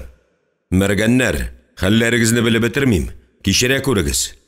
Йөргән кеше төрле хәлләргә дучар буладыр. Әмма сезгә булган хөрмәтемнең иге-чиге юктыр. Арагызда туганым да юк, чыбыгышы булса да агай-энеләрем дә түгелсез. Мәгәр безгә кылган игелегегезне мәңге онытмабыз. Ишетеп күреп торабыз, сезгә дә җиңел түгел. Иллә сездән башка безнең бер кемебез дә юктыр. Без Назлыгөл белән икәүдән икәү генә жан иясе аяк басмаган утрауда калган кебек булдык. Менә сез килдегез дә, гүя күк капусы ачылды. Бүген мин бер нәрсәгә төшендем. Бар икән минем туганнарым, бар икән агай-энеләрем. Алар сез. Менә янәшәмдә Назлыгөлем утыра, җир йөзендә иң якын кешем. Минем аны ничекләр көтүемне беләсез. Хисләремне әйтеп тә тормыйм. Йөрәгең уч төбеңә салып бир дисә, билләһи дип әйтәм, бирәм. Чөнки аннан башка яшәү минем өчен мәгънәсез булыр иде. Гәрчә кешеләрне куандыра ала торган өйләр, сарайлар сала торган сәләтем булса да. Хәер, хәзер мин бер нәрсәдән дә курыкмыйм. Үлемнән дә. Әйе, үлсәм дә үкенмәячәкмен. Чөнки сөйгәнем янәшәмдә. Ассалар да, киссәләр дә курыкмыйм. Чөнки сезне күрдем. Сез миңа сөйгәнемне алып килдегез. Бәхетле иттегез. Сез минем өчен иң кадерле кешеләрдер. Ант ишәм, борынгы бабаларыбызча ишәм. Тәкъдир килеп, үлем түшәгендә ятканда да, күз алдымда сез булырсыз. Менә карагыз. Дәүран кулына пычак алды, кулына шәнеште, канын шынаягына агызды да Җикмәргәнгә бирде. Җикмәргән үз шынаягына үз канын тамызды. Дәүранга бирде. Барысы да ант иштеләр. Хәтта хан кызы Назлыгөл дә бармагына пычак белән төртеп кан чыгарды. Әмма авыртуга түзә алмыйча, башта бармагын авызына капты. Шуннан соң гына тегеңә һәммәсе дә елмаеп карагач кына кәсәсенә кан тамчыларын тамызды. Дәүранына бирде. Дәүран аның ул Дәүранның кан катыш кымызын ишеп куйды. Ишеп куйдылар да хан кызы кирфекләрен еш-еш каккалап Дәүранына карап тора башлады. Борынгы заманда бабаларыбыз сөннәр никахны шулай гына ныгытканнар. Кымызга кан тамызып, бер-берсенекен ишкәннәр дә мәңгегә кавышканнар, диде Назлыгөл. Анам түгел, моны миңа мөдәррисем Кәтип Хафиз сөйләгән иде. Мәргәннәр, мин азат түгел. Кулымда кылыч урынына һәр чак таш кискеч булды. Җырымны да ташта таптым, мәхәббәтемне дә ташка бизәкләр төшергәндә очраттым. Ләкин бүгенге көнгә кадәр ошбу якты дөньяда бары тик сине генә яратам дип әйтә алмадым. Бүген әйтәм, мин хан кызы Назлыгөлне сөямін, үлепләр сөям. Мин аның өчен тиңе булмаган сарайлар, сезнең өчен дошман ала алмастай кирмәннәр салырга әзер. Хан кылы түгел мин бүгеннән, сезнең кылыгыз, дусларым, диде кайнарланып киткән Дәүран. Минем дә әйтер сүзем бар, дип башын күтәрде Зәйтүнә. Иманым камил, бүген шәйх оста Дәүран белән хан кызы Назлыгөлгә никах укыр. Укыр бит, Җикмәргәнем. Егет сүзе бер булыр, диде Җикмәргән күкрәген киерә төшеп. Җигеммәргәнем, мин бу шәйхтән дә никах укытасым килә, диде көлә-көлә Зәйтүнә. Арабыз ныграк булыр, ышанычлырак. Артык тотып китергән мөритнең коты алынган иде. Миңа калса, рәтләп укый да алмады. Куркуыннан булса кирәк, буташтырды. Аннары шәйх кеше ышанычлырак та, җигем дим. Бәй, мин разый, бик разый. Укысын, әллә ни сорамас, иншалла. Мин бикәдән ризалыгын алдым инде. Әмир хаҗи. Әмир хаҗи каршы булмас, җигем. Шәйхе үзенеке. Абам башман Әмир белән үзем сөйләшермен, диде. Килештек, укысын, диде Җикмәргән. Бик шәп булыр. Ул бу булса, никахны синең белән миңа укыттык диярбез, ә? Җигем, бәгърем, алтыным син минем, кадерлем. Ой, бу дөньяны, матур да яшәүләре. Артык бирәләнә теге думбраны. Әнә, артыңда шигә элгән. Оста, синең тимерче Әхмәт угылы Бәкерне күргәнең бармы? Юк диме, күргәнең бар. Әйе, Шайтан каласында. Менә шул егет каравыш кызга өйләнде. Туй иттеләр. Югыйсә хан кызына өйләнердәй хөрмәткә ия кеше иш. Менә нишләтә мәхәббәт диюм адәм баласын. Башта җай гына сөйләшә дә белмәгәннәр икән. Кулга кул тотышалар да күзгә күз тик карашып торалар икән. Шуннан мин ул гүзәл затны күрдем. Шибәр, ягымлы, безнеңчә сөйләшә башлаган. Тордым да мөнәҗәт әйттем үзләренә. Менә хәзер сиңа әйтәм. Җикмәргән думбраны киләп, башын кырын сала төшеп, күзләрен йомды. Кылларга чиртеп алды. Эй, остазым Дәүранҗан, Казан Идел буена кала сала икәнсең. Кала гүзәл төбәктә, төрки халкым йөрәктә. Нигезендә кем ята? Хан оныгы Галидер. Миңа куркыныч, диде Назлыгөл. Дәүран аны күкрәгенә кысты. Туганым Галине кала нигезенә күмәргә атам фәрман биргән диләр. Кем шул хакта белә? Кала нигезендә бер нәрсә дә юк. Хан мәчетен салганда шундый гайбәт ишетеп, нигез казыганны үзем карап тордым, диде Дәүран. Юк сүз. Гали углан күккә аша ич. Аждаһаны туган төбәгеннән кан куа һәм ул үч итеп үзе белән хан оныгында алып китә. Миңа бу хакта шул хәлне үз күзе белән күргән Азат сөйләде, диде артык. Мин ул хәл турында бөтенләй башкача ишеттем, диде Җикмәргән. Имеш, Гали угланны вәзир Исхак шынлап та кала нигезенә күмәргә иткән. Әмма кам баланы кызганган да хан оныгы урынына эт күмеп калдырган. Гали уланны ниндидер сәүдәгәргә кол итеп сатып җибәргән. Гали улан кала нигезендә ята, диде артык. Азат миңа бу хакта антлар эчә-эчә сөйләде. Бу хәлнең асылын белсә, Кәтип Хафиз беләдер җәмәгать. Мәгәр ул берәүгә дә әйтми икән, хак хәлне дим. Миңа әйтте, диде Назлыгөл. Ни дип әйтте? Гали туганың исән хан кызы, диде. Исән? Дип сорады Җикмәргән. Исән, атам кушуы буенча аны чынлап та Шияле тау түбәсенә күмәргә тиеш булалар. Күмәләрме соң? Дип сорады Дәүран. Кәтип Хафиз минем мөдәрисем хан мәчете нигезендә Гали туганым түгел, эт мәете ята, диде. Ялган, ялган. Хан мәчетенә нигез казыганда без анда бер нинди дә эт мәете тапмадык. Коръән тотып ант итәм, диде Дәүран. Алай димәле, Дәүран, диде артык. Бәлкем сез эт каберенә тап булмагансыздыр. Мөмкин түгел, нигезне бик тирән казыйбыз. Кәтип Хафиз алдамас. Алай димәле, хан кызы, синдә Кәтип Хафиз да пәйгамбәр түгел, адәм баласы. Пәйгамбәрләр дә изге ялганга юл биргән. Шул чак ишек шакыдылар. Табындагылар башта күзгә күз карашып алдылар, аннары барысы да дәррәү урыннарыннан куптылар. Җикмәргән боерды: "Кызлар, түр якка!" Егетләр шәйхне каршы ала. "Ишекне үзем ачам." Оста Дәүран шәйхне күрүгә каушый калды. Ничәмә тапкыр ул аңа эш сирен сөйли язып калды. Хәзер менә үзе килеп керде. "Әссәламу алейкум, Худа бәндәләре", диде шәйх һәм бүлмәдәгеләргә күз йөртеп чыкты. "Ва алейкум әссәлам, шәйх", диде егетләр башыеп. Җикмәргән шәйхне түргә алып керде, кабартып куйган мендәргә утыртты. "Хуш, бер дога кылыйк", диде шәйх һәм беренче булып кулын күтәрде. Дога кылгач, шәйх янә егетләргә күз йөртеп чыкты һәм Дәүранда карашын туктатып: "Хәл-әхвәлләрең ничек соң, оста?" дип сорады.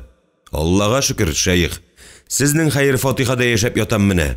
"Амин, амин. Шулай була күрсен, шулай була күрсен." Шәйх Җикмәргәнгә карады. "Я, ни әйтерсең, Мәргән?" "Шул сөйләшкәнчә инде, шәйх." "Кызларыгыз кайда соң?" Җикмәргән Дәүранга күз кысты. "Бар әле, ашыктыра төш кияү егет кызларны, бар. Эшләр чынга әверелеп бара иде, шулай булгач, Дәүран артыкка әйдә минем белән дип кул изәде дә үз ягына алып чыгып китте. Бираздан алар зур сандык күтәреп кызлар ягына килеп керделәр. Шул хәлдән соң эчке яктагы кызларның шатлыктан шинашкан тавышлары ишетелде. Артык белән Дәүран янә әйләнеп керделәр. Егетләр елмая, канәгать, горурлар иде. "Нинди сандык ул?" дип сорады Җикмәргән Дәүраннан. "Әнидән калган. Анам истәлеге", дип ялганлады Дәүран. Асылда исә оста Дәүран сәүдәгәрдән алган сандыкны Назлыгөл белән Зәйтүнәгә, киеме ние белән сандык сезгә, киенегездә теләгән киемнәрне безнең янга чыгарсыз дип кертеп биргән иде. Шактый утырсалар да, сөйләр-мәзәкләр бетте, әмма кызлар чыкмады да чыкмады. Җикмәргән борчыла башлады. "Кызлар нишли анда? Нигә бик озак?" дип түр якка ишеттерде Җикмәргән. "Тириләп күнешлибез", дип җавап бирде аңа Зәйтүнә. Әмма моның белән генә кызлар ашыкмады. Аларны тагын шул хәтле көтәргә туры килде. Тәтеш шәйх тә борсалана башлады. Ниһаять, ишектә хан кызы Назлыгөл күренде. Егетләр генә түгел, Тәтеш шәйх тә аягы үрә торып басты. Шәйх хан кызын танымый, белми иде әле. Шуңа карамастан ул эчке бер тоем белән сизде. Бу бала гади гаиләдән түгел. Шәйх утырды, гамсизрәк булырга теләсә дә, булдыра алмады. Назлыгөлгә текәлебрәк карап алды. Гүзәл иде кыз. Күз алмалы түгел иде үзеннән. Кызлар икесе дә бала итәкле күлмәктән иде. Түшләрендә хәситә, беләкләрендә көмеш беләзек, бармакларында кашлы йөзекләр. Кабартма җиңле бала итәкле күлмәкләренең җиңнәре бөйентеләнеп китерелгән. Гәрәбә муенсалары, ике толымга үргән чәчләрендәге көмеш тәңкәләр, бигрәк тә кызларның елмаюлары егетләргә исерткеч кебек тәэсир итте. "Шәйх, минемчә башласак та ярардыр", диде Җикмәргән. "Әйе, башлыйк. Килеп бассыннар каршыма", диде шәйх, әле булса Назлыгөлдән күзендә ала алмыйча. "Кемнәргә укырга?" "Оста Дәүран белән хан кызы Назлыгөлгә", диде артык. "Хан кызы?" дип гаҗәпләнүен мыскал да яшермәде шәйх. "Мин хан кызы белән оста Дәүранга никах укырга тиеш?" "Без синең белән Тәтеш шәйх бу хакта сөйләшкән идек бит инде", диде Җикмәргән. "Хан кызына никах укыячагымны белмәгән идем. Мин сине шаяртасың дип торам. Монда чынлап та хан кызы икән ләбаса." "Пәйгамбәр кызы булса да, шәйх, син бүген оста Дәүран белән Назлыгөлгә никах укырсың. Ишетәсеңме, шәйх? Бире кара, кем әйтә сиңа моны? Җикмәргән. Хан кызына ата-анасы ризалыгыннан башка никах укыган өчен мине..." "Дөрес әйтәсең, шәйх, сине дар агачына асачаклар. Булачак кияү, хан кияүе кайчандыр кылшура булса да, күптән инде ул кыллыктан азат ителде. Димәк, сиңа бер сүз әйтүче дә булмастыр. Моның янына берәр елдан Назлыгөл таштай тукмактай малай да табып куйса..." хан сине киңәшчесе итеп сарайына алачак. Менә әйтте диярсең. Шәйх тәтеш хан кызы Назлыгөлнең бит алмалары алсуланып китүен күреп, янә гасабилана башлады. Бу ни инде тагын? Барысы да аның җавабын ни әйтәсен көтә. Хак Тәгаләдер, аның бер сүзе Дәуран белән Назлыгөлне шиксез бәхетле итәчәк. Тик аның бу баш-баштаклыгы гына ничек бетәр? Булар арасында әдәм рәтле кеше бер Дәуран бар. Ул да әнә хан кылы икән. Җикмәргән, аның тиңе артык та, ишек алдында караулда торучысы да кашкыннардыр. Кем китерде аны бирегә? Ни китерде? Нәфес. Шул. Инде нишләргә тиеш ул? Аның белән бер буйдан сөйләшкән Җикмәргән дә хан күзенә күренергә куркып йөри. Назлыгөлнең үзен әйтеп тә торасы юктыр. Оста Дәуран җирлеге дә бик үк нык түгел. Шәйхнең мөритләре түкми-чәчми җиткереп торалар. Гәрчә Әмир Хаҗи остага ирек бирсә дә, хан бирмәгән икән әле. Ахыр чиктә останы кыллыктан бары тик хан үзе генә азат итә ала. Әнә шул кеше белән урланган хан кызына ул никах укырга тиеш. Акылдан шашмалы хәлләр. Сәлим хан аны моның өчен кичермәс, 1000 төрле җәза уйлап табар. Җизнәсе Пәһлеван Мәхмүд аңа Булгарда аерата сак булырга, төрле ялганнарга, шәригать кануннарын бузуга бармаска кушкан иде. Улуг шәйх янында Булгар ханының оныгын күрде.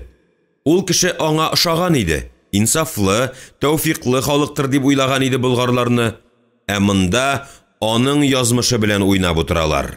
Әле булса хәтерендә, хан оныгы затлы яшел төстәге шапан кигән, озынчарак буйлы, зәңгәр күзле ак йөзле иде.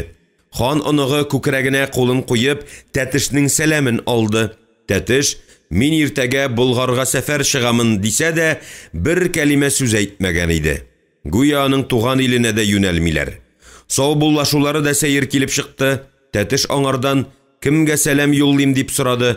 Хан оныгы исә, гәрчә улуг шәйх Пәһлеван Мәхмүд аның җизнәсе булса да, янә бер нинди җавап бирмәде. Тәтеш яңадан кайтарып сорарга яхшысынмады. Китәр көнне улуг шәйх аны озатырга килде һәм кайнишын бер читкә алып, хан оныгы үргәнештә юк, син аны күрмәдең диде. Улуг шәйхкә шул кадәр хөрмәте зур иде ки Тәтешнең. Ярый җизнәй дигәнен сизми дә калды. Ә инде Казанга килгәч, аңа бер хикмәтле хәл сөйләделәр. Әнә шул җизнәсе улуг шәйх янында күргән хан оныгы кала нигезендә ята имеш. Бу хикмәтле сүзне ниндидер сәүдәгәр авызыннан ишеткәч, Тәтеш шәйх үз алдына елмаеп куйган иде. Ханнар арасына кереп буламы? Бәлкем Сәлим ханның бер середер дип уйлаган иде. Моңа кадәр шәйх бу хакта берәү белән дә бәхәсләшмәде һәм аның аңа кирәге дә шуның хәтлегенә иде. Ул начар урнашмады, Әмир Хаҗи аны әйбәт каршылады. Белемгә хирыс, иманы камил шәйх Тәтешнең халыкка әйтер сүзе бар иде. Казанда аны яраттылар. Әмир Хаҗи Булгар каладан мөритләр китерттерде, шәйх үзе дә шәкертләр булдырды. Кыскасы, яңа калада ул әмирдән кала икенче кеше иде. Һәм шул кеше бүген әйтсәң ышанмастай хилафлык кылачак. Булгар төркиләре горурлар, бераз гына кыргырак булсалар да, үзләре нителәгәнен бик яхшы беләләр. Чынлап та беләләр икән иш. Менә Тәтеш кадәр Тәтешне хан кызына яшереп никах укырга алып килделәр. Хәзер инде укымыйча да булдыра алмастыр. Бухарада булса, хан кызына пәрәнҗә кигерерләр иде. Булгар төркиләренең кая ул пәрәнҗә дигән нәрсәләрне ишетәселәре дә килми. Аннары булгарларның хатыннары үзләрен бик иркен тоталар икән. Хәтта илчеләрне кабул иткәндә дә хан янында ханбикә утыра икән. Буларның берсендә үз күзе белән күрмәсә дә, күргәне дә бик җиткән иде Тәтеш шәйхкә. Хатыннары пәрәнҗә кимиләр, моңа ул Казанга килү белән үк инанды. Илчеләрне кабул иткәндә ханбикәнең хан янына утыруына да шикләнмәде. Хан кызы каршында. Әле кемгә кияүгә чыгарга тора?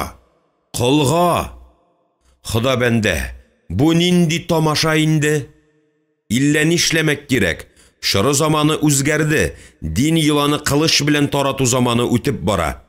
Төрки Булгарына ислам дине кылыч белән килми, бәлкем шуңа бу халык үзен иркенрәк тотадыр. Әйтик, хан кызын урлап, аны колга кияүгә бирү хәлен үргәнештә күз алдына китереп буламы? Халык үзе үк аларны ташатып үтерер иде. Кара канга батырып, хур итеп, мәсхәрәләп. Булгарда сак булырга, бик алай үз сүзен сүз итмәскә, үгет нәсихәтне пәйгамбәрләр мисалында җиткерү хәерлерәк булыр дип әйткән иде җизнәсе. Ә ул әнә нинди җаллат кулына килеп капты. Буларга вәгазь укып торуның хикмәте булмастыр. Булар өчен кыйбла Мәккә Мәдинә түгел, ә хохлыктыр күрәсең. Тәтеш шәйх Булгарда балалар укыту өчен иман шартын язып ята иде. Аны да бетерә алмады. Халыкны гына түгел, үз кул астында булган унлап мөридин дә өйрәтеп өлгермәде. Ислам диненең 5 баганасын иман итмәгән кеше ихлас мөселман була алмый. Иманга килү, намаз уку, ураза тоту, закят әйтү, хаҗга бару. Халык түгел, кул астындагы мөридләре дә моңа ирешеп өлгермәделәр шикелле. Ләкин Тәтеш шәйхнең хәйләсе бетмәгән иде әле. Ярый, ул никах укырга риза да булды ди. Әмма шәригать буенча мондый хәлдә кызның ата-анасыннан айрата, атасыннан ризалык кирәк. Икенчесе, кызның ризалыгы зарури. Үзе теләп чыгамы хан кызы остага? Яна без шигиләр түгел, хан кызы белән кулны никахлаштыру сөнниләр канунына сыймыйдыр. Кәһәм дип тамак кырды Тәтеш шәйх. Хуш, җикмәргән, Аллаһка тапшырыйк. Әйе шәйх, син ишан түгел, мин хан дигәндәй тапшырыйк, диде җикмәргән. Башта оста Дәүран белән хан кызына укырсың. Бисмиллаһир-рахманир-рахим. Тәтеш шәйх күзен йома төшеп, никах укый башлады. Коръәннең 4-нче сүрәсеннән үзекләр әйтте дә хан кызыннан сорады. Назлыгөл, син Дәүран атлы егеткә үзең теләп кияүгә чыгасыңмы? Шәригать кануннары буенча кыз дәшми калса да ярый иде, ләкин шәйх Тәтешнең хан кызы ризалыгын үз колагы белән ишетәсе килә иде. Назлыгөл, Тәтеш шәйх бу хакта сорагач, башта оста егеткә карады, аннары аңа сыенды, беләгенә сарылды, күзләренә текәлде. Мин, Сәлим хан кызы Назлыгөл, Оста Дәүран атлы егеткә кияүгә чыгарга ризамын, шәйх, диде хан кызы. Мин хан кызы Назлыгөлне хатынлыкка алырга ризамын, диде Дәүран. Тәтеш шәйх үзе гадәти Коръән сүзләрен укыды, үзе уйлады. Хәерле булсын, Мөхәммәд пәйгамбәр дә башта сәүдәгәр генә булган, соңра әнә кем дәрәҗәсенә ирешкән. Үргәнеш сәүдәгәрләренә ышанырга мөмкин. Алар хәзер Булгар калага туктамый, туры бирегә килә, Казанга. Кем белә, бәлкем ошбу кала киләчәктә Булгарның үзәгенә әверелер. Хәер, үзәк кала булса да, булмаса да, Сәлим хан аны кызына никах укыганы өчен кичермәс. Ә бит аңа Бухарада, Хиратта, Самаркандта яисә Үргәнешнең үзендә калырга була иде. Бирегә ашкынды. Хатын кызлар пәрәнҗә ябынмый торган мөселман төбәгенә. Ә монда халык үзенә бер әкәмәт икән. Бүген мөселман, иртәгә әллә кем. Гәрчә бик тырышып иман шартын иренсәләр дә. Сәүдәгәрләр арасында Булгар калага килгәч, шалма киеп Үлдәмиргә киткәч, муйнына тәре тагып йөрүчеләр дә бар икән. Язмышны Аллаһ Тәгаләдән сорап кына китереп булса икән ул. Тәтеш шәйх моңа инанды инде. Менә ул да үзенә бер язмыш сайлап алды. Монда килүе бер хәл, урланган хан кызына никах укуы бөтенләй башка нәрсә иш. Әйе, Үргәнештәге хыяллары барысы да асты өскә килде. Дөрес, ашык изле хатыннар күрергә теләсә, урамга чыкты, базарга барды. Һәм берәү дә аңа нигә минем йөземә карыйсың дип әйтмәде. Киресенчә, үзләренә текәлебрәк караганнарын тыйып алган хатын-кыз башын шия төшәр иде. Менә бит синаны. Хан кызы да әнә бер дә уялып тормый, булачак иренең беләгенә сарылган да күзләренә карый. Хәй гүзәл дә икән шул үзе. Бер күрер өчен гомерең бирерсең билләһи. Күр инде ничек яратып, үз итеп карый. Ай Аллам, битерим булмаса. Буларга никах түгел, каһәр укырга иде дә бит. Хәерле булсын. Бәлкем әле үтеп тә китәр, 9 айдан хан кызы атасына таштай тукмактай малай табып куйса, кем белә? Хан буларны кичереп тә куяр. Бер җайдан аны да. Ишетү белән шаптырып килмәс шәт. Килсә, Тәтер шәйхне торган сайын вәсвәсә баса иде. Җикмәргән белән Зәйтүнәгә дә укыды никахны Тәтер шәйх. Аннары биргән бүләкләрен алып, дога кылды, шуннан соң гына тамак кырды. Янәсе, мине дә тыңлагыз әле. Никахны укыдым, җикмәргән, диде Тәтер шәйх, нигәдер бары тик аңа гына мөрәҗәгать итеп. Инде язмышымны сезгә тапшырам. Хәтерем ялгышмаса, син җикмәргән ошбу сәгатьтән Башман Баһадир кияү булдың. Башман Баһадир ишетүем хак булса, Әмир Хаҗиның уң кулыдыр. Син дә, мин дә шәйх бүгенге көннән Хода кулындадыр. Аллаһ Тәгалә сакланганны саклармын дигән җикмәргән. Шәйхнең сүзләрендә җикмәргән кисәк кенә аңлый алмаган хаклык бар иде. Булгарга килгәч, Тәтер шәйхнең дөньяга карашы шактый үзгәрде. Ул инде тирә-юненә җизнәсе Пәһлеван Мәхмүд күзе белән карамый иде. Мәдрәсәдә дөньяви хәлләрне өйрәнү бер нәрсә булса, халык арасында яшәү бөтенләй башка нәрсә икән ич. Тәтер шәйх шулай дигәч, Назлыгөл аңа карап елмаеп куйды. Шушы елмаю шәйхнең йөрәгендә мәңгегә уелып калыр дип кем уйлаган? Кызны яңадан шулай елмайтыр һәм үзенә каратыр өчен шәйх теләсә ни кылырга да риза иде. Ушына бер янчык алтын керсә дә, никах укып торганда ук инде Тәтер шәйх 2 елның берсен сайлаган иде. Әйе, ул ханга көчләп никах укырга мәҗбүр иттеләр дияр. Әүвәл ошбу кыл егеттән котылырга тырышыр, аңардан талаки хали дип әйттерүгә, хатынын айырып, хан кызын үз иркендә калдыруга ирешер. Аннары иң мөһиме, ул хан кызын күрә алды. Аның елмаюын күрү өчен генә дә гайре булмаган хәлләр кылырсың. Насыйп итеп үз кулына төшерсә, Тәтер шәйх Оста Дәүран өендә озын-озак юанмады, тизрәк китү ягын карады. Җикмәргән аны капка янына кадәр озата чыкты, хәерле юл теләде. Менә котылды да. Һәр хәлдә никах укыганда тотмадылар. Мәгәр үз-үзен шулай тынычландырса да, кайта-кайта никах укыган өчен алган алтын шәйхнең уч төбен пешерә башлады. Ни белән бетәр бу хәлләр? Шиге калмады. Ул никах укуы хакында ханга хәбәр итәр. Тик кайчан һәм хәбәр иткән хәлдә соңы ничек бетәр? Айрылырга теләрме хан кызы Кылшура Дәүраннан? Хәер, теләде ни дә, теләмәде ни, моны атасы эшләр. Сәлим хан. Дәүранны юк итәр, ирсез калган кызына башка чара калмас. Тәтер шәйх ягына карар. Бая караган кебек. Һәм инде үз итеп. Карар да елмайыр, елмаймаса, елмаймасын. Тора-тора елмайыр. Дөнья бу. Хан кызындагы гүзәллекне ул ни белән чагыштырырга да белмәде. Фәрештә дияр иде. Фәрештәләрне күргәне юк. Хур кызы дисә, бәлкем хур кызына туры киләдер. Шәйх Тәтеш өчен гүя күк капусы ачылды. Гелән бер төсле булган дөнья гүзәл манзарага әверелде. Тәтеш шәйх берәүне дә күрмәде. Күрер хәләттә дә түгел иде. Ул ашыга-ашыга өенә кайтты. Аны ниндидер шәүлә капкасына кадәр озата килде. Өенә генә кермәде. Тәтеш шәйх кабаланыбрак өенә керде, ишекне бикләде һәм шунда гына иркенләп сулыш алды. Ахыр, бераз тынычлангач кына, аннан-моннан гына тәһарәт алды да намазга утырды. Әмма ни тырышса да, хан кызын күз алдыннан җибәрә алмады.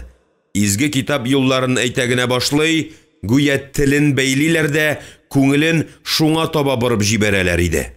Ахыр чиктә ул күз яше белән хан кызына мәхәббәте хакында сөйли башлавын абайлап алды һәм куркынып тирә-ягына төкеренде. Яна бисмилласын кабатлый башлады. Иллә тагын хан кызы күз алдына килде, тагын мәхәббәттен сайрарга кереште. Яз көнендә чыгып килгән кояшка караган чәчкә кебек, ул да назлы гөлдән гайры бер кемне дә күрмәде. Теле белән ул идарә итми иде инде. Гүя теле аныкы да түгел иде. Хәзер ул шигырь язса, хан кызына багышлар. Чәчкә үстерсә, аңа үзеп бирер. Намаз укылмагач, изге китапны кулына алды, ант итте. Әйе, аңа бәлкем хан кызына булган мәхәббәте юлында башын салырга туры килер. Иллә ул чигенмәс, хан кызын яратыр, яратыр, яратыр.